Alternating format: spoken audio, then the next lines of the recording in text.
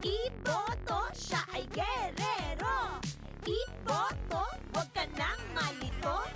Iboto, si Miguel. Alright now, here we go with the fourth verse. Ang puting kumot, pilit hinahablot. Likod ko inamumula sa kakakalmot. Well, siya ay Cachorrinha, ai, au, au, au, vai!